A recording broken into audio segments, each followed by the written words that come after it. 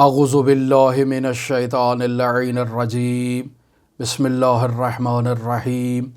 الحمد للہ رب العالمین الصلاة والسلام علی اشرف الانبیاء والمرسلین وعلی آلہ طیبین الطاہرین المعصومین الذین اذہب اللہ عنہم الرجس وطہرہم تطہیرا اللہم صل علی محمد وآل محمد اللہم اخرجنا من الظلمات الوہم واکرمنا بنور الفہم اللہم افتح علینا ابواب رحمتک وانشر علینا خزائن علومک برحمتک یا ارحم الراحمین۔ عزیزان محترم، معرفت نفس کے عنوان سے ہماری آپ کے ساتھ گفتگو جاری تھی۔ اپنی گزشتہ گفتگو میں آپ کی خدمت میں دو اہم عناوین کو بیان کیا کہ ہم ان دو عناوین کے پر آپ کے ساتھ گفتگو کرنا چاہتے ہیں۔ پہلا عنوان یہ تھا کہ انسان کی حقیقت اس کے بدن سے مافوق ہے، ماوراء ہے اور ہٹ کے ایک حقیقت ہے۔ دوسرا اہم نقطہ جس کی طرف اشارہ کرنا چاہتے ہیں وہ یہ ہے کہ انسان کے جتنے بھی ادراکات ہیں وہ اس کے نفس سے متعلق ہیں، اس کی حقیقت سے، اس کی خودی کی سے اور اس کی میں سے متعلق ہیں، اس کے جسم سے متعلق نہیں ہے وہ ادراکات۔ کل پہلے عنوان کو تفصیلاً آپ کی خدمت میں بیان کیا اور آج دوسرے عنوان پر آپ کے ساتھ گفتگو کرنا چاہتے ہیں کہ یہ جو انسان میں ادراکات پائے جاتے ہیں، یہ ادراکات اس کی خودی سے متعلق ہیں، اس کے جسم سے ان کا تعلق نہیں ہے، بلکہ جسم ایک آلے کے طور پر استعمال کیا جاتا ہے اور یہ آلہ اس کے نفس ناطقہ کے اختیار میں ہے۔ پس جب جسم بطور اعلیٰ انسان کے نفس ناطقہ کے اختیار میں ہے تو جسم کے اندر جتنی بھی چیزیں، جتنے بھی ابزار اور آلات موجود ہیں، یہ سب بطور اعلیٰ انسان کے نفس ناطقہ کے لیے استعمال ہوں گے۔ مثلا انسان کی آنکھیں ہیں، انسان کے کان ہیں، انسان کی سوچ ہے، انسان کے پیر ہیں، انسان کے ہاتھ ہیں، یہ سب اس نفس ناطقہ کے لیے بطور ابزار، بطور آلہ کام کریں گے۔ لہٰذا یہاں سوال ابھرتا ہے کہ میری آنکھ ہے اور میں اپنی آنکھ سے چیزوں کو دیکھتا ہوں، تو سوال یہ ہوتا ہے کہ ہم یہاں اس وقت کیا محسوس کرتے ہیں کہ کیا میری آنکھ دیکھ رہی ہے یا ہم اپنی آنکھ سے دیکھ رہے ہیں؟ یعنی یہ جو میری آنکھ اس وقت موجود ہے، یہ آنکھ دیکھ رہی ہے یا میں اس آنکھ کو استعمال کر کے مشاہدہ کر رہا ہوں؟ یہ جو میں نے کہا یہ اس جسم سے متعلق نہیں ہے بلکہ اپنی حقیقت سے متعلق ہے۔ تو اگر میری حقیقت اس آنکھ کا استعمال کر کے اشیاء کو مشاہدہ کر رہی ہے تو پس در واقع میں مشاہدہ کر رہا ہوں۔ یہ ایک آلے کے طور پر استعمال کیا جاتا ہے، جیسے ایک اینک ہے۔ انسان کی نظر کمزور ہوتی ہے تو انسان اپنی آنکھوں کی ترمیم کے لیے اینک استعمال کر لیتا ہے، مختلف نمبروں کی وہ اینک ہوتی ہے۔ تو اب اس سے جس طرح سے وہ اپنی آنکھ کی بینائی کی ترمیم کر رہا ہے اس اینک کے نمبر کے ذریعے سے، تو اس اینک کے ذریعے سے دیکھ رہا ہے، تو اب سوال یہ پیدا ہوتا ہے کہ یہ اینک دیکھ رہی ہے یا ان آنکھوں سے انسان ان اینک کی دید کو، اپنی آنکھوں کی دید کو اس اینک سے اصلاح کر رہا ہے اور ترمیم کر رہا ہے۔ یقینی بات ہے کہ کہیں گے کہ یہ اینک تو نہیں دیکھ رہی، تو شیشہ ہے، اور اس شیشے کو آنکھوں کے اوپر لگایا جاتا ہے۔ جو آنکھوں کے اندر کوئی کمی، کوئی کسری، کوئی نقصان، کوئی عیب ایجاد ہوا ہے وہ اس شیشے کے ذریعے سے برطرف ہو جاتا ہے اور اب انسان کی دید جو ہے وہ آنکھوں میں اس کی اصلاح ہو جاتی ہے۔ پس حقیقت میں یہ اینک جو ہے وہ دیکھتی نہیں ہے بلکہ دید میں اصلاح کا کام انجام دیتی ہے۔ اسی طرح آپ کہیں کہ انسان سنتا ہے۔ اب انسان سنتا ہے، انسان سوچتا ہے، یا انسان جو بھی دوسرے اپنے جسم کے آلات استعمال کرتا ہے، جو بھی اپنے حواس کو اور ادراکات کو استعمال کرتا ہے، تو در واقع وہ تمام آلات جو اس جسم میں خداوند متعال نے نصب کر دیے ہیں، یہ تمام آلات جسم میں موجود ضرور ہیں، لیکن حقیقت میں جس طرح جسم نفس ناطقہ کے لیے بطور آلہ استعمال ہوتا ہے، یہ تمام آلات بھی جو جسم میں فٹ ہیں یہ انسان کے نفس ناطقہ کے لیے خدمت کرتے ہیں اور اس کے استعمال میں ہیں، اس کے استخدام میں ہیں اور اس کے لیے کام کر رہے ہیں۔ پس در حقیقت یہاں ہم اس نقطے کی طرف اشارہ کرنا چاہتے ہیں کہ میری آنکھ دیکھ رہی ہے اور میں اپنی آنکھ سے دیکھ رہا ہوں، میں اپنے کان سے سن رہا ہوں، تو در واقع میری آنکھ کا دیکھنا، میرے کان کا سننا، یہ عین اسی طرح ہے جیسے ایک ٹیلیسکوپ بازار سے آپ جائیں اور جا کر ایک ٹیلیسکوپ خرید کے لے آئیں۔ اب سوال یہ ہوتا ہے کہ ٹیلیسکوپ کس لیے خریدا جائے؟ ٹیلیسکوپ لیا جاتا ہے کہ انسان ستاروں کو دیکھے، اول ماہ قمری کو مشاہدہ کرے۔ لہٰذا اول ماہ قمری میں انسان نے اس ٹیلیسکوپ کو ایک جگہ فٹ کرنا ہے اور آسمان پر موجود چاند کی موقعیت کو شکار کرنا ہے اور اسے مشاہدہ کرنا ہے۔ لیکن اس اول ماہ سے پہلے، یہ جو پہلی رات آتی ہے، اس سے پہلے انسان نے اس کو ایک جگہ فٹ کر دیا ہے اور اس وقت انسان نے اس کا استعمال کرنا ہے، باقی تمام مدت یہ وہیں پڑا ہوا ہے۔ مثلاً آپ اپنے گھر میں ایک مخصوص جگہ پر اس کو فٹ کر دیتے ہیں اور ہر قمری مہینے کی آغاز سے پہلی رات جو ہے 29 کی رات ہو تو آپ اس کو باقاعدہ اس کے ذریعے سے آسمان کو مشاہدہ کرتے ہیں، یا 30 کی رات ہے تو آسمان کو مشاہدہ کرتے ہیں کہ کل یکم کا چاند نظر آیا ہے یا نہیں۔ 30 کے بعد تو چاند نظر آئے گا، لیکن اگر نہیں نظر آیا تو اس کا مطلب ہے کہ آپ نے پیچھے قمری مہینے کو درست اس چاند کو شکار نہیں کیا ہے۔ تو اب سوال یہ پیدا ہوتا ہے کہ یہ ٹیلیسکوپ جو آپ نے ایک جگہ فٹ کر کے رکھا ہوا ہے، یہ ساری رات بیٹھ کے ٹیلیسکوپ ستاروں کو دیکھتا رہتا ہے۔ کوئی اگر آپ سے آ کے کہے کہ بھئی آپ کا ٹیلیسکوپ تو سارا دن اور ساری رات ستاروں کو مشاہدہ کرتا رہتا ہے، شکار کرتا رہتا ہے ان کا، تو آپ کہیں گے کہ آپ کا دماغی توازن ٹھیک ہے، آپ صحیح بات کر رہے ہیں، آپ بیمار تو نہیں ہیں۔ ٹیلیسکوپ ایک مشین ہے، وہ وہاں پڑی ہوئی ہے، اس کا کام مجھے دکھانا ہے، خود سے دیکھنا نہیں ہے۔ وہ ٹیلیسکوپ ایک آلے کے طور پر وہاں فٹ کی گئی ہے کہ جب میں اس کے پیچھے جا کر کھڑا ہوں گا اور اس کے ذریعے سے میں مشاہدہ کرنا چاہوں گا آسمان کی صورتحال کو، تو وہ ٹیلیسکوپ مجھے دکھائے گا، خود سے وہ چیزوں کو مشاہدہ نہیں کرتا ہے۔ بس وہ ایک آلہ ہے، جس طرح وہ ٹیلیسکوپ ایک آلہ ہے، اسی طرح میری آنکھ بھی میرے نفس کے اختیار میں ایک آلہ ہے، میرا کان بھی میرے نفس کے اختیار میں ایک آلہ ہے، میری سوچ بھی میرے نفس کے اختیار میں ایک آلے کا کردار ادا کرتی ہے، خود سے ان امور کو انجام نہیں دیتی ہے۔ منتہا انسان کا جسم اس عالم مادہ میں آنکھ کے ذریعے سے مشاہدہ کرتا ہے، کان کے ذریعے سے جو ہے وہ سماعت کرتا ہے اور سنتا ہے۔ لیکن جب انسان اس عالم دنیا اور عالم مادہ سے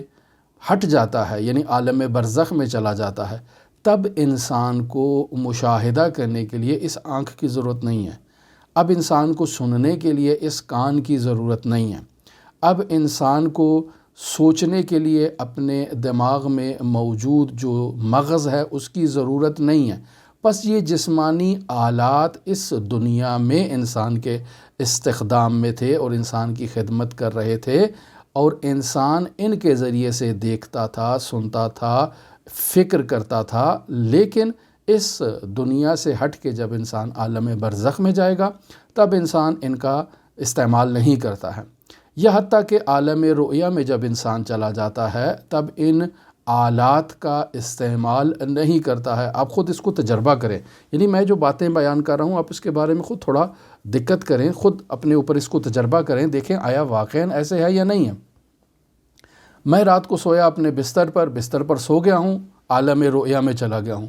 وہاں بہت ساری چیزوں کو مشاہدہ کر رہا ہوں، بہت سی باتوں کو بھی سن رہا ہوں، بہت سی چیزوں کے بارے میں سوچ بھی رہا ہوں، بہت سی چیزوں کو لمس بھی کر رہا ہوں۔ یہ سب کام میں عالم رؤیا میں انجام دے رہا ہوں، جبکہ میرا بدن تو بستر پر موجود ہے۔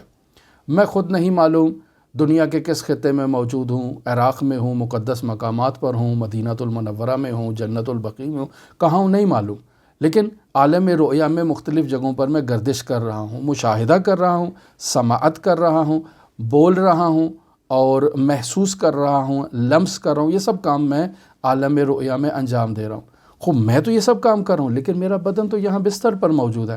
نہ میری آنکھ دیکھ رہی ہے لیکن وہاں دیکھ رہی ہے، عالم رؤیا میں میری آنکھ دیکھ رہی ہے، لیکن یہاں جو بدن پر میں موجود ہوں میری آنکھ حقیقت میں یہاں ہے اور یہ رؤیت کا کام انجام نہیں دے رہی ہے۔ بس اس کا مطلب ہے کہ اس عالم میں جو عالم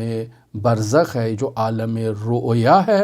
اس میں انسان کو ان آلات اور ان جو ادراکات ہیں ان کی ضرورت نہیں ہے۔ وہاں انسان کا نفس مستقلاً رؤیت کرتا ہے، سنتا ہے، بولتا ہے، لمس کرتا ہے، سوچتا ہے، لیکن اس مادی بدن کی وہاں اس کو ضرورت محسوس نہیں ہوتی ہے۔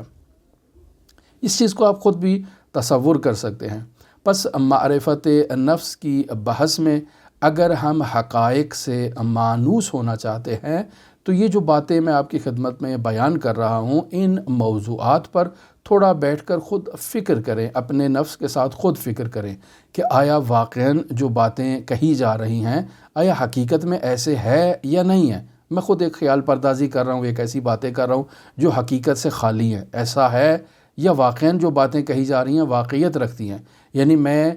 بستر پر سو رہا ہوں، میری آنکھیں یہاں، میرے کان یہاں، میری زبان یہاں، میرے ہاتھ یہاں، میرے پیر یہاں، میرا سارا جسم یہاں پر موجود ہے، لیکن عالم رؤیا میں پیروں سے چل بھی رہا ہوں، زبان سے بول بھی رہا ہوں، دانتوں سے کسی چیز کو کاٹ بھی رہا ہوں، کھا بھی رہا ہوں، اور وہاں سن بھی رہا ہوں، دیکھ بھی رہا ہوں، سوچ بھی رہا ہوں، تکلم بھی کر رہا ہوں، لوگوں سے بھی مل رہا ہوں، یہ سب کام وہاں پہ کر رہا ہوں جبکہ بدن میرا یہاں پر ہے۔ بس وہ ابزار اور وہ آلات جو انسان نے بدن سے بطور آلہ کردار ادا کرنا تھا، کام کرنا تھا، وہاں اسے برزخی بدن مل چکا ہے۔ اس بدن کی اس کو اب ضرورت نہیں ہے، اور وہاں برزخی آلات کا استعمال کر رہا ہے انسان کا نفس ناطقہ۔ اسے اس بدن کی اور اس بدن کے آلات کی ضرورت نہیں ہے، یہ یہیں بستر پر ہی پڑا رہے، صبح تک پڑا رہے اور سوتا رہے، اور وہاں وہ یہ سب کاموں کو انجام دے رہا ہے۔ بس اس کا مطلب یہ ہے کہ حقیقت ادراکات جو انسان کے جسم سے وابستہ ہے، انسان کے جسم میں موجود ہیں، ان ادراکات کی حقیقت انسان کے نفس سے تعلق رکھتی ہے، اس کے جسم سے تعلق نہیں رکھتی ہے۔ اب یہاں ایک اور مثال آپ کی خدمت میں دینا چاہوں، اس کو بھی آپ تجربہ کیجیے گا اور تجربے کے نتیجے میں اس بات کو سمجھنے کی کوشش کریں تو شاید بات مزید واضح ہو جائے کہ ان ادراکات کا تعلق انسان کے نفس ناطقہ سے ہے، انسان کے جسم سے ان کا کوئی تعلق نہیں ہے۔ مثلاً میں ایک کلاس میں بیٹھا ہوں، استاد محترم سامنے کلاس میں جیسے روٹین ہوتی ہے کہ تختہ سیاہ کے سامنے استاد کھڑا ہو جاتا ہے اور وہاں اپنے لیکچر کا آغاز کر دیتا ہے۔ میں کلاس میں موجود ہوں، میں اپنی آنکھوں سے استاد کو دیکھ بھی رہا ہوں اور کان سے اس کی باتوں کو سن بھی رہا ہوں، دونوں کام ہو رہے ہیں، یعنی دیکھ بھی رہا ہوں، سن بھی رہا ہوں۔ اچانک درس کے دوران مجھے یاد آ جاتا ہے کہ عید غدیر پر میں فلاں جگہ پر گیا تھا، مجلس میں گیا تھا، فلاں محفل میں گیا تھا، فلاں عزیز و اقارب کے ہاں ملنے کے لیے گیا تھا، اور وہاں کیا کیا باتیں ہوئیں اور کیا کیا محافل وہاں پر لگی اور کیا کیا لطیفے سنائے گئے۔ خوب، میں کلاس میں بیٹھا ہوں لیکن میری سوچ یعنی میرا نفس اپنی سوچ کے ذریعے سے اس غدیر کی، اس محفل میں اور اس دن کی گردش کے بارے میں جو ہے وہ سوچ رہا ہے۔ اب یہاں دو کام انجام پا رہے ہیں، میری آنکھ استاد کو دیکھ رہی ہے، میرے کان استاد کو سن رہے ہیں، یعنی استاد کی جو تصویر ہے وہ میری آنکھوں کے ذریعے سے میرے وجود میں اتر رہی ہے، اس کی آواز کی ارتعاش میری کانوں تک پہنچ رہی ہے اور آواز میری کانوں کے اندر گھس رہی ہے اور میں اس آواز کو بھی سن رہا ہوں، اور اس کے ساتھ میرا جو نفس ناطقہ ہے وہ میری فکر کا استعمال کرتے ہوئے مجھے کہیں اور لے گیا۔ اب اچانک استاد نے کلاس میں ایک لطیفہ سنا دیا۔ استاد نے جب کلاس میں لطیفہ سنایا تو تمام کلاس کے جتنے بھی شاگرد تھے وہ اچانک کہکہے لگا کر ہنسنا شروع ہو گئے۔ اب جب وہ کہکہے لگا کے ہنسنا شروع ہوئے تو میں اچانک متوجہ ہوا کہ استاد نے کوئی ایسی بات کہی ہے جو یہ سب ہنس رہے ہیں۔ تو میں اب ان سے پوچھتا ہوں کہ بتاؤ کیوں ہنس رہے ہو، کیا ہوا ہے؟ تو پھر میرا ساتھ والا جو میرا کلاس میٹ ہے وہ مجھے بتاتا ہے کہ استاد نے ایک لطیفہ سنایا ہے اور یہ لطیفہ سنایا ہے۔ اب یقینی بات ہے اس نے مجھے یہ تو کہہ دیا کہ وہ لطیفہ سنایا تو مجھ سے سوال بھی کر سکتا ہے کہ بھئی تم نہیں سن رہے تھے، تم نہیں دیکھ رہے تھے؟ تو کہے گا میں دیکھ تو رہا تھا، سن بھی رہا تھا، لیکن کہیں اور تھا۔ اب یہ کیا مطلب ہوا کہ آنکھوں میں تصویر استاد کی آ رہی ہے لیکن میں استاد کو نہیں دیکھ رہا ہوں، آواز استاد کی میرے کانوں تک پہنچ رہی ہے اور کانوں کے اندر گھس بھی رہی ہے لیکن میں اس کی باتوں کو نہیں سن رہا۔ کیوں؟ چونکہ میرا نفس ناطقہ ان آنکھوں کو استعمال نہیں کر رہا ہے، اس کان کا استعمال نہیں کر رہا ہے۔ بس کان میں آواز آ رہی ہے، لیکن چونکہ استعمال نہیں ہو رہا اس آلے کا، یہ اسی ٹیلیسکوپ کی طرح باہر کونے میں ایک جگہ پر پڑا ہے اور پڑا ہے، یہ دیکھ نہیں رہا ہے، سن بھی نہیں رہا ہے، یہ کونے میں پڑا ہے۔ اسی طرح میں کلاس میں بیٹھا ہوں، میری آنکھ مشاہدہ کر رہی ہے، میرا کان سن بھی رہا ہے، لیکن میں اس کا استعمال نہیں کر رہا ہوں۔ یعنی نفس ناطقہ اپنی فکر کا استعمال کرتے ہوئے کہیں اور پہنچا ہوا ہے، اور میں کلاس روم میں ہوں، استاد کو بھی دیکھ رہا ہوں، اس کی باتوں بھی سن رہا ہوں، نہ اس کی باتیں میرے وجود میں اور نفس کے اندر پہنچ رہی ہیں، نہ اس کی دید میرے نفس کے اندر پہنچ رہی ہے، اور میں اپنے خیالوں میں مگن ہوں۔ بس یہاں سے واضح ہوتا ہے کہ یہ ادراکات انسان کے نفس ناطقہ سے متعلق ہے، انسان کے جسم سے متعلق نہیں ہے۔ اگر جسم سے متعلق ہوتے تو میں اس کو دیکھ بھی رہا ہوتا، سن بھی رہا ہوتا، متوجہ بھی ہوتا، اور جب تمام کلاس کے افراد قہقہے لگا رہے تھے تو میں بھی ان کے ساتھ مل کر قہقہے لگاتا، لیکن میں نے ایسا نہیں کیا، چونکہ میرا یہ بدن اور یہ بدن کے آلات نفس استعمال نہیں کر رہا تھا، نفس کسی اور چیز کو استعمال کر کے کہیں اور مگن تھا۔ بس یہاں سے بات واضح ہو گئی کہ انسان کے یہ ادراکات انسان کے نفس ناطقہ سے وابستہ ہیں، انسان کی حقیقت سے وابستہ ہیں، انسان کے جسم سے وابستہ نہیں ہیں۔ یہ تمام باتوں کو آپ تجربہ کریں، ان کی حقیقت تک پہنچنے کی کوشش کریں، اور جتنا آپ اس بات کو تجربے کے ذریعے سے اس حقیقت کو کشف کرنے کی کوشش کریں گے، ان سے انس اختیار کریں گے، نفس ناطقہ حقیقت میں اتنا ہی آپ کے سامنے کھلتا چلا جائے گا۔ بس یہاں در حقیقت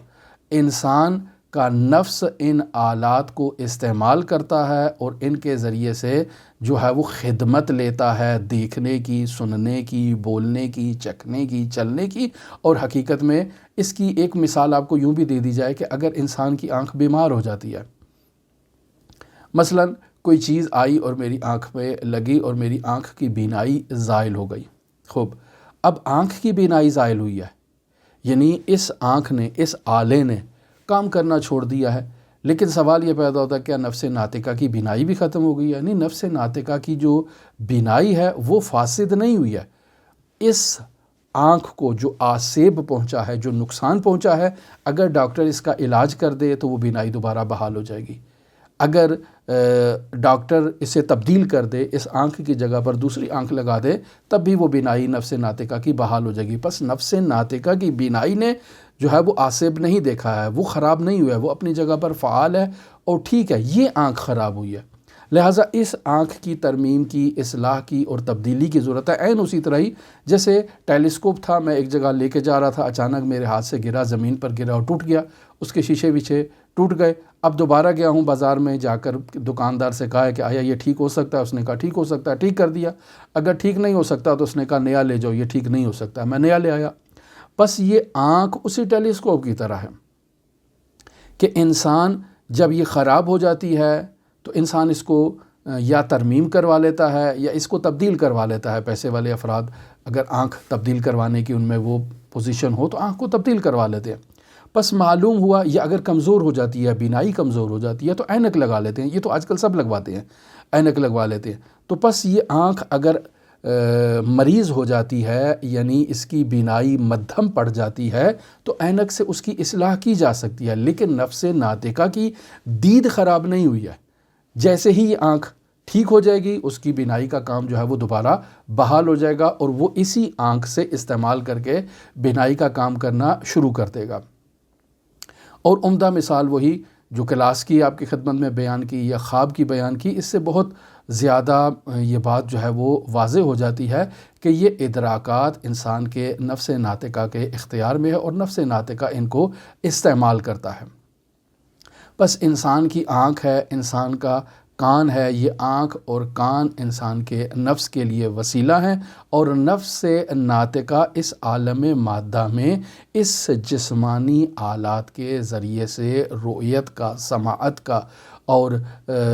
زبان سے چکھنے کا جو کام ہے وہ انسان کا نفس ناطقہ ان آلات کے ذریعے سے کرتا ہے۔ اس موضوع پر البتہ اسی معرفت نفس کی مباحث میں ہمیں توفیق ملی تو ہم دوبارہ تفصیلی آپ کی خدمت میں گفتگو کریں گے۔ ایک یہاں مثال آپ کی خدمت میں بے ہوشی کی بھی دے دیتے ہیں، چونکہ اس بے ہوشی کی مثال کو بھی ذکر کیا جاتا ہے یہاں پر۔ مثلاً انسان بیمار ہوا، اب بیمار ہوا تو انسان کا جسم بیمار ہے اور اس جسم کے علاج کے لیے ضرورت ہے کہ اس جسم کا آپریشن کیا جائے۔ اب جسم کا آپریشن کرنا ہے تاکہ اس کا معالجہ کیا جائے، لیکن انسان کا نفس ناطقہ بیمار نہیں ہے۔ جیسے ہی آپ نے چھری اٹھائی اور انسان کے بدن کو کاٹنا چاہا تو نفس ناطقہ فوراً چیخ اٹھے گا کہ نہیں نہیں، میرے جو بدن ہے اس کو آپ نہیں کاٹ سکتے، اس کو نہیں چیر سکتے۔ اب کیا کیا جائے؟ اب یہاں اطباء آتے ہیں اور اس انسان مریض کو ایک ٹیکہ انجیکٹ کرتے ہیں تاکہ یہ بے ہوش ہو جائے۔ اب بے ہوشی کے ذریعے سے در واقع ڈاکٹر اس نفس ناطقہ کی اس بدن پر تدبیر کو منقطع کر دیتا ہے۔ یعنی ہمارا جو نفس ناطقہ ہمارے بدن کو استعمال کر رہا ہے، ان دونوں کے درمیان یعنی نفس کے درمیان اور بدن کے درمیان ایک ٹیکے کو انجیکٹ کرنے سے فاصلہ ایجاد کر دیتا ہے۔ اب جب یہ فاصلہ ایجاد ہو گیا، اب ڈاکٹر چھری اٹھائے، قینچی اٹھائے، سوئی اٹھائے، جو مرضی اٹھائے اور اس بدن کو جیسے بھی وہ ترمیم کرنا چاہتا ہے، اس کا آپریشن کرنا چاہتا ہے، اس کا آپریشن کر سکتا ہے، حتیٰ کہ اوپن ہارٹ سرجری، دل کو باہر نکال کر مکمل اس کا جو ہے وہ آپریشن کر دیا جاتا ہے اور اس کو چیک اپ کر لیا جاتا ہے، ٹھیک کر لیا جاتا ہے، دوبارہ اس کو باندھ کے اندر ڈال دیا جاتا ہے انسان کے جسم میں۔ اب انسان کے جسم کو تکلیف نہیں ہو رہی ہے، یعنی اتنا بڑا کہ انسان کا مکمل سینہ، چھاتی جو ہے وہ چیر دی جائے، دل کو باہر نکال دیا جائے، لیکن اس کو تکلیف نہیں ہو رہی ہے۔ کیوں؟ چونکہ اس کے نفس کے درمیان اور اس کے بدن کے درمیان اب یہاں پر جدائی ایجاد ہو چکی ہے۔ اب سوال یہ پیدا ہوتا ہے کہ اگر انسان کی حقیقت اس کا یہ بدن ہوتا تو ٹیکہ لگانے سے بھی اس کو تکلیف ہونی چاہیے تھی۔ کیوں تکلیف نہیں ہو رہی ہے؟ چونکہ اب یہاں اس ٹیکے کے ذریعے سے اس بدن کی تدبیر پہ نفس ناطقہ کے اختیار کو ختم کر دیا گیا ہے، لہٰذا وہ جدا ہے، اس بدن پر تدبیر نہیں کر رہا ہے، آپ اسے کر سکتے ہیں، اس کا آپریشن کر سکتے ہیں۔ یا بس اوقات انسان کہ مخصوص کسی حصے کو آپریشن کرنا ہوتا ہے، مثلا انسان کا دانت خراب ہے، اس کو عمل کرنا ہے تو دانت کی جو مسوڑے ہیں اس میں ٹیکہ لگا دیا جاتا ہے، اور اب یہاں ڈاکٹر جو ہے نا وہ آرام سے آپریشن کر رہا ہے، دانت کو کھول رہا ہے، نکال رہا ہے، اس کے جو جڑیں ہیں ان کو اندر سے کھوکھلا کر رہا ہے، سوراخ کر رہا ہے ان کے اندر، اور پھر دوبارہ جو ڈاکٹر وغیرہ ترمیم کرتے ہیں دانتوں کی، لیکن اس انسان کو کوئی تکلیف نہیں ہو رہی ہے، یعنی سارا بدن اس کا کام کر رہا ہے، لیکن یہ دانت کا یہ جو حصہ ہے یہ بالکل بے ہوش ہو چکا ہے، اور یہاں نفس ناطقہ کی تدبیر کو اس حصے سے منقطع کر دیا گیا ہے، لہٰذا یہاں ڈاکٹر آسانی سے آپریشن کر سکتا ہے۔ لیکن اگر ٹیکہ نہ لگایا جائے، یعنی تدبیر کو منقطع نہ کیا جائے، تو اب دانت کو ہاتھ تو لگا کے دکھائے ڈاکٹر، جیسے ہی ڈاکٹر ہاتھ لگائے گا فوراً چیخ اٹھیں گے کہ نہیں نہیں، ہرگز ہرگز ہم اجازت ہی نہیں دیں گے کہ آپ ہمارے دانت کو ہاتھ لگا سکیں۔ لہٰذا اس مقصد کی خاطر ڈاکٹر ایک مخصوص مقدار میں دوا کو ٹیکے کے ذریعے سے یا کسی چیز کے ذریعے سے انجیکٹ کرتے ہیں انسان کے بدن میں، تاکہ یہ ایک مخصوص وقت کے لیے بے ہوش رہے یا مخصوص حصے سے بے حس رہے، اور اس کی تدبیر نفس ناطقہ جسم کے اس حصے سے منقطع ہو جائیں، لہٰذا تب ڈاکٹر جا کر سکتا ہے۔ لیکن اگر اس دوائی میں افراط و تفریط کر دی جائے، یعنی کمی کر دی جائے، مناسب مقدار میں نہ کی جائے، تو یہ انسان جو ہے وہ اسی عمل کے دوران اس کے نفس کی تدبیر واپس آ جائے گی اور تکلیف کو محسوس کرے گا، اور اگر انسان کو دوا ضرورت سے زائد کر دی جائے تو ہو سکتا ہے انسان کی موت واقع ہو جائے اور واپس یہ نفس ناطقہ اس بدن کی تدبیر کے لیے واپس ہی نہ آئے، اب ڈاکٹر کر لے جتنی بھی محنتیں اس نے کرنی ہیں۔ تو اس لیے باقاعدہ آپ دیکھیں کہ خود بے ہوشی کے لیے اسپیشلسٹ ڈاکٹر ہوتے ہیں، یعنی جب انسان کا آپریشن کرنا ہوتا ہے تو وہاں جو ڈاکٹروں کی ایک فہرست بیان کی جاتی ہے کہ جو اس کا آپریشن کریں گے، ان میں ایک متخصص بے ہوشی بھی ہوتا ہے، جو انسان کو بے ہوش کرنے والا اسپیشلسٹ ہے، جس کا کام ہی یہی ہے کہ وہ مریض کو بے ہوش کرے گا اور اسے پھر دوبارہ ہوش میں لانا اسی کا کام ہے، لہٰذا اس نے اسی کام کے بارے میں تعلیم حاصل کی ہوتی ہے، اس کو معلوم ہے کہ اس کو دوا کی کتنی مقدار دینی ہے جو کتنی دیر تک بے ہوشی میں اس کو رکھ سکتا ہے اور کتنی ڈاکٹر کو ضرورت ہے۔ یعنی ڈاکٹر کتنی دیر تک اس مریض کو بے ہوش دیکھنا چاہتا ہے؟ 1 گھنٹہ، 2 گھنٹہ، 3 گھنٹہ، اور 3 گھنٹوں کے لیے کتنی مقدار میں دوائی کا ہونا ضروری ہے؟ آیا بچے کو وہ دوا دی جا سکتی ہے یا نہیں؟ بوڑھے انسان کو دی جا سکتی ہے یا نہیں؟ اگر دیں گے تو اس کا کیا ری ایکشن ہوگا؟ یہ اس کا ایک متخصص ہے، اس کا ایک علم ہے، وہ اس چیزوں کو بہتر جانتا ہے۔ لیکن اس مثال کو یہاں لانے کا مقصد جو ہمارا تھا وہ یہی تھا کہ انسان کا جو جسم ہے وہ اس کی حقیقت نہیں ہے، انسان کا نفس ناطقہ جو ہے وہ اس کی حقیقت ہے۔ اور بے ہوشی کے عالم میں یہ جو انسان کے جسم میں جو تکلیف ہوتی ہے یہ در حقیقت اس نفس ناطقہ کو ہوتی ہے، لہٰذا اس نفس ناطقہ کی اس بدن سے تدبیر کو منقطع کرنے کے لیے اسے بے ہوش کر دیا جاتا ہے تاکہ وہ اپنے جو ہے وہ عالم برزخ میں واپس چلا جائے اور یہاں یہ بدن کا آسانی سے آپریشن کر لیں۔ اور اگر حقیقت یہ بدن ہوتی تو جتنی مرضی آپ ٹیکے لگاتے جائیں یہ اس سے اس کی جان نہیں چھوٹنی تھی اور یہ کسی کو اپنے قریب نہیں آنے دے سکتا تھا۔ بس حقیقت انسان کی اس کا نفس ناطقہ ہے۔ اور یہ جتنے بھی چیزیں انسان کے جسم میں بطور ابزار یا آلہ استعمال کی جاتی ہیں یہ در واقع انسان کے نفس ناطقہ کے اختیار میں ہیں اور وہ انہیں استعمال کرتا ہے۔ اب آگے ایک اور موضوع جسے مختصراً آپ کی خدمت میں بیان کرتا چلوں وہ نفس ناطقہ کے تجرد سے متعلق ہے۔ ہم کہتے ہیں کہ انسان کا نفس ناطقہ مجرد عن المادہ ہے، مادی نہیں ہے۔ معرفت نفس کی بحث میں یہ بہت اہم موضوع ہے اور بہت ہی اہمیت رکھتا ہے کہ آپ نفس ناطقہ کے تجرد کی حضوری معرفت حاصل کریں، حصولی معرفت نہیں۔ حصولی معرفت یعنی آپ علم حاصل کر لیں، خوب علم حاصل کر لیں تو کیا ہوگا؟ علم ہے، اس علم کا کیا ہوگا؟ آپ اس حقیقت کو کبھی درک نہیں کر پائیں گے۔ اور ہم بیان کر چکے کہ نفس ناطقہ کی حقیقت کو درک کرنے کے لیے ہم حضوری معارف کا اور حضوری معرفت کا جو ہے وہ استفادہ کرنا چاہتے ہیں، وہ معرفت حاصل کرنا چاہتے ہیں، اور اس کو حاصل کرنے کے لیے ہمیں تجربات کی ضرورت ہے۔ لہٰذا تاکید ہو رہی ہے کہ جتنی باتیں بھی میں آپ کی خدمت میں بیان کر رہا ہوں آپ خود تنہائی بیٹھ کر ان پر سوچیں اور اپنے اوپر ان کو تجربہ کریں، یعنی اس کو لاگو کریں اپنے اوپر کہ آیا واقعاً آپ کے ساتھ ایسے ہی ہے یا نہیں جیسی باتیں بیان کی جا رہی ہیں، اور پھر ان سے آپ کس نتیجے پر پہنچتے ہیں۔ بس یہ بات بیان ہوئی کہ اگر ہم کوئی دلیل آپ کی خدمت میں لے کر آتے ہیں تو اس دلیل کا بنیادی مقصد بیان کرنے کا یہ ہوتا ہے کہ آپ اس دلیل کے ذریعے سے حضوری علم حاصل کریں اور تجربہ کریں خود اپنے وجود کے اوپر۔ اور اگر ہم قرآن مجید سے بھی کوئی دلیل لے کر آتے ہیں آپ کی خدمت میں تو اس کا بنیادی مقصد بھی یہی ہے کہ ہم آپ کو یہ نہیں کہنا چاہ رہے کہ اب چونکہ قرآن نے کہہ دیا ہے تو آپ آنکھیں بند کر لیں کہ اللہ نے کہہ دیا بس یہ کافی ہے اب ہمارے لیے، نہیں، بلکہ ہم یہ کہنا چاہ رہے ہیں کہ اللہ نے یہ بات کہی ہے،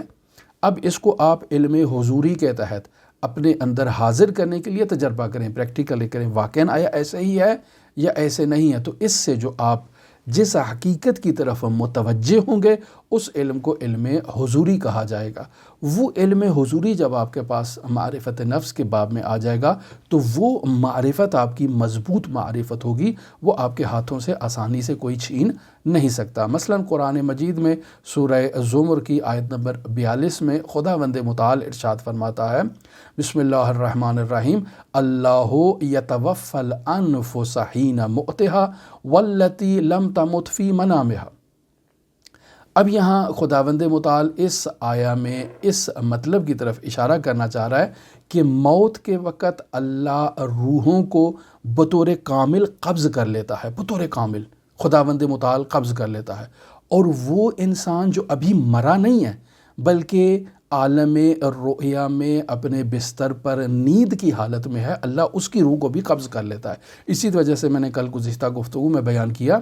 کہ نیند موت خفیف ہے، یعنی وہاں پر انسان کو موت آتی ہے، وہاں بھی انسان کی روح کو قبض کر لیا جاتا ہے، لیکن منتہا انسان کو پھر واپس لوٹا دی جاتی ہے۔ تو اب اگر لغت کا ہم سہارا لیں تو لغت میں توفع اس کلمے کا مطلب ہے کسی چیز کو مکمل طور پر اپنے کنٹرول میں لے لینا اور اسے قبض کر لینا۔ اب اگر آپ مجموع البیان میں مشاہدہ کریں تو وہاں بیان کیا جاتا ہے توفیت حقی من فلان، یعنی میں نے کسی شخص کو قرض دے رکھا تھا، مثلا 1,00,000 روپیہ کسی کو قرض دیا تھا، اب مکمل اپنا حق اس سے واپس لے لیا ہے، یعنی 1 لاکھ جو میں نے قرض دیا تھا اس قرض کو مکمل طور پر واپس وصول کر چکا ہوں۔ تو توفیت حقی، میں نے اپنے حق کو وصول کر لیا ہے من فلان، یعنی مکمل وصول کر لیا ہے۔ ایسا نہیں ہے کہ 99,000 وصول کیے ہوں اور 1,000 ابھی باقی رہ گیا ہے جو کل میں نے اس سے لینا ہے، نہیں، توفیت حقی، میں نے مکمل اپنا حق اس سے وصول کر لیا ہے۔ تو توفیٰ کا مطلب ہے مکمل جو ہے نا وہ اپنی گرفت میں لے لینا۔ تو یہاں اللہ تبارک و تعالیٰ جو اس آیہ میں اس مطلب کو بیان کرنا چاہ رہا ہے کہ اللہ یتوفی الانفس، کہ اللہ نفس کو مکمل اپنی گرفت میں لے لیتا ہے، یعنی مکمل اس نفس کو قبض کر لیتا ہے۔ سوال کب قبض کرتا ہے؟ ہی نہ موتہا، جب اس نفس کو موت آنی ہو تو اللہ مکمل اس نفس کو اپنی گرفت میں لے لیتا ہے۔ واللتی لم تمت، اور وہ جو ابھی نہیں مرا اس کو فی منامہا، اس کی خواب میں اللہ اس کے نفس کو کیا کر لیتا ہے؟ قبض کر لیتا ہے۔ اب یہاں اس آیت سے اس بات کی طرف ہم اشارہ کرنا چاہتے ہیں کہ اس بدن سے اللہ نے کس چیز کو قبض کیا ہے؟ یہ ایک سوال ہے، آیا اس بدن کو قبض کیا ہے یا اس بدن کے اندر وہ چیز جو اس بدن کی تدبیر کر رہی تھی اللہ نے اسے قبض کر لیا؟ تو یقینی بات ہے آپ کہیں گے کہ یہ بدن تو ہاسپٹل میں موجود ہے، اگر اس کا انتقال ہو جائے کسی آدمی کا، ہاسپٹل میں انتقال ہوا ہے تو بدن تو ہاسپٹل میں ہے، گھر میں انتقال ہوا ہے تو وہ تو اپنی چارپائی پہ موجود ہے یا سرد خانے میں موجود ہے، یا اگر سو رہا ہے تو اپنے بستر پر سو رہا ہے۔ تو سوال یہ پیدا ہوتا ہے کہ بدن تو یہاں پر موجود ہے، اللہ نے کس کو قبض کیا ہے؟ بدن کو تو قبض نہیں کیا۔ اگر بدن کو قبض کیا جاتا تو فرشتہ ملک الموت اس بدن کو بھی اٹھا کے لے جاتا، یعنی جب انسان کی موت واقعہ ہو جائے تو یہ بندہ جو بستر مرگ پر تھا یہ غائب ہو جانا چاہیے اچانک، یعنی ملک الموت اس کو اٹھا کے لے گیا۔ اب آپ ڈھونڈتے رہیں کہاں ہیں، تو وہ تو ملک الموت اسے لے گیا، لیکن بدن یہاں بستر پر موجود ہے۔ جب بدن یہاں پر موجود ہے تو اللہ نے کس کو قبض کیا ہے؟ اللہ نے انسان کی اس حقیقت کو قبض کیا ہے جو اس بدن کی تدبیر کر رہی تھی، یا عالم رؤیا میں اللہ نے اس حقیقت کو قبض کیا ہے کہ جو اس بدن کی تدبیر کر رہی تھی۔ بدن اب بستر پر سو رہا ہے، کروٹیں بدل رہا ہے، سانس لے رہا ہے، لیکن اللہ نے اس کے اندر سے نفس کو کیا کر لیا؟ قبض کر لیا، اور اسے سیرے کرا رہا ہے مختلف مقامات کی، کبھی وہ مکہ چلا جاتا ہے، کبھی وہ مدینہ چلا جاتا ہے۔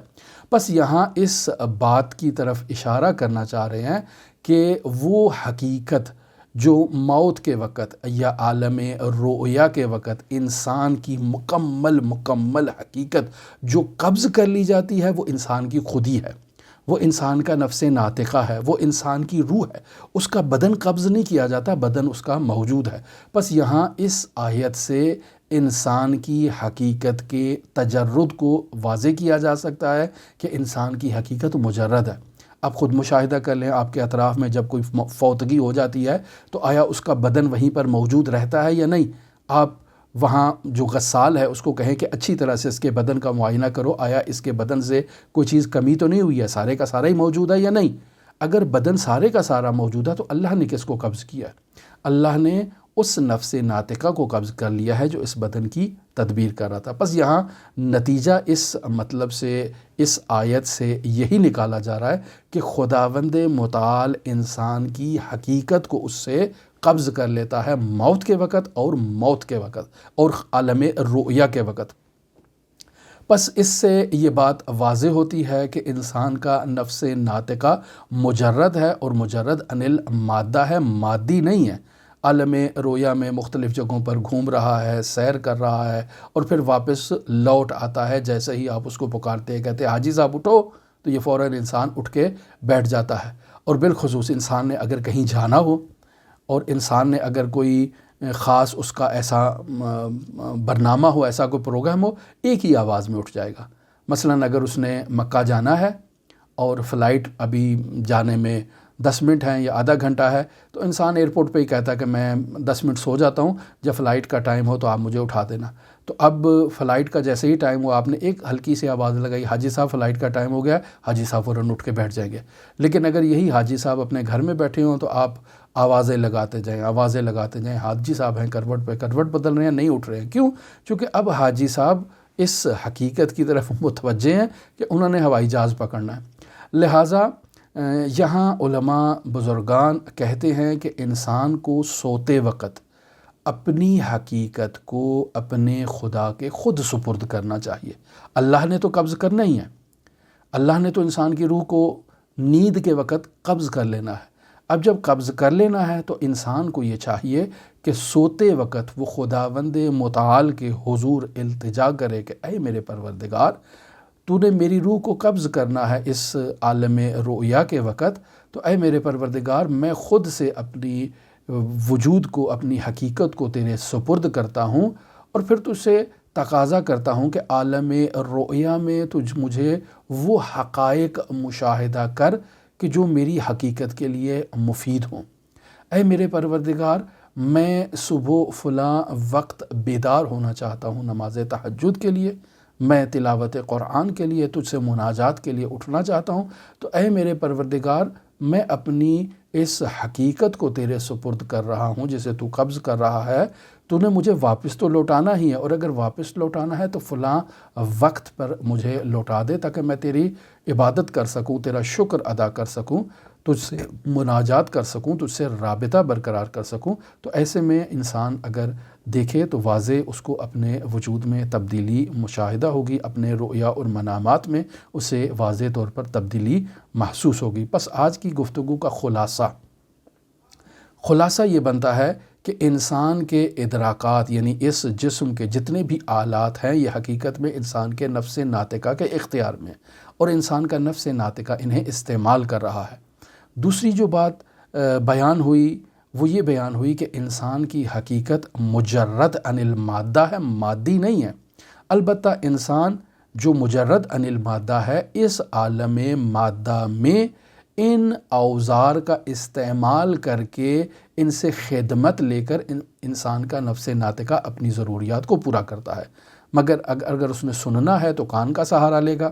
اگر اس نے دیکھنا ہے تو آنکھ کا سہارا لے گا، اگر اس نے لمس کرنا ہے تو ہاتھوں کا سہارا لے گا، اگر اس نے چلنا ہے تو پیروں کا سہارا لے گا، اگر اس نے سوچنا ہے تو دماغ کا سہارا لے گا۔ لیکن جیسے ہی انسان عالم رؤیا میں چلا جاتا ہے بستر میں، اب انسان کو دیکھنے کے لیے، سننے کے لیے، چلنے کے لیے، چکھنے کے لیے، لمس کرنے کے لیے اس بدن کے آلات اور ابزار کی ضرورت نہیں ہے۔ وہاں عالم رؤیا میں اسے برزخی ابزار مل چکے ہیں۔ لہٰذا اگر انسان کی بینائی خراب ہو جاتی ہے تو نفس ناطقہ کی بینائی خراب نہیں ہوئی ہے۔ اگر اس کی ترمیم کر لی جائے، یعنی ڈاکٹر اطباء کوئی علاج کریں اور اس کو ٹھیک کر دے، تو انسان دوبارہ دیکھنا شروع کر دے گا۔ یا وہ جو کلاس روم کی مثال کہ انسان دیکھ رہا ہے، آنکھیں کھلی ہوئی ہیں، استاد کو دیکھ بھی رہا ہے ٹکٹکی باندھ کے، لیکن استاد کی تصویر اس کے دماغ میں نہیں اتر رہی ہے۔ کیوں؟ چونکہ نفس ناطقہ اس کے جو دماغ ہے یا جو اس کی یادداشت ہے اس کو کہیں اور لے جا چکا ہے، اور وہ اپنی گزشتہ یادوں میں مگن ہے، سوچ رہا ہے، مسکرا رہا ہے، کہہ کے لے رہا ہے۔ جیسے ہی کلاس کے اندر کوئی لطیفہ سنایا گیا تو فوراً متوجہ ہوگا کہ بھئی یہاں کوئی خبر ہوئی ہے۔ اب پوچھا بھی کیا ہوا، تو بھئی استاد نے لطیفہ سنایا ہے۔ بس معلوم ہوا کہ انسان کے یہ جو آلات ہیں، یہ جو ابزار ہیں، یہ نفس ناطقہ کے اختیار میں ہے، اور نفس ناطقہ انہیں استعمال کر رہا ہے، اور انسان کی حقیقت مجرد ہے مادے سے، اور انسان واقعاً اگر ان چیزوں کو تجربہ کرے، ان چیزوں کو اپنے وجود میں محسوس کرنے کی کوشش کرے، تو اب انسان کی دید اس عالم مادہ سے بہت ہی متفاوت ہو جائے گی۔ اب انسان کی دید حقائق الہی کو سمجھنے میں واقعاً مختلف ہو جائے گی۔ جن چیزوں کو پہلے انسان جن چیزوں کے بارے میں سوچتا تھا، سمجھتا تھا، ایک مختلف دید اور مختلف زاویے سے سمجھتا تھا، اب انسان کی سوچ کا انداز جو ہے وہ مختلف ہو جائے گا، چونکہ انسان اب یہ بات جان چکا ہے کہ اس کی حقیقت مادی نہیں ہے۔ اب سوال پیدا ہوتا ہے کہ انسان کا بدن سوتا ہے یا انسان کی روح سوتی ہے، یعنی انسان کا نفس ناطقہ سوتا ہے۔ اس موضوع پر انشاءاللہ کل آپ کے ساتھ گفتگو ہوگی۔ ہماری دعا ہے کہ خداوند متعال ہمیں معرفت نفس کی مباحث کو درست انداز میں سمجھنے کی توفیق عطا فرمائے، اور معرفت نفس کے ذریعے سے ہی ہم اگر معرفت نفس کو درست درک کر پالیں بے توفیق پروردگار، تو معرفت رب العزت بھی ہمیں درست حاصل ہو جائے گی۔ لہٰذا آپ تمام عزیزان کے لیے حضرت امام علی ابن موسیٰ رضا علیہ الاف و تحیت و ثنا کی نورانی بارگاہ میں نائب الزیارہ بھی ہیں اور دعا گو بھی ہیں۔ اللہم صلی علی محمد و آل محمد وعجل فرج قوائم آل محمد۔